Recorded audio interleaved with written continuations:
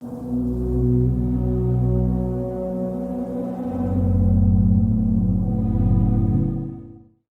sekaligus politisi Marissa Haque meninggal dunia pada Rabu 2 Oktober 2024 hari ini.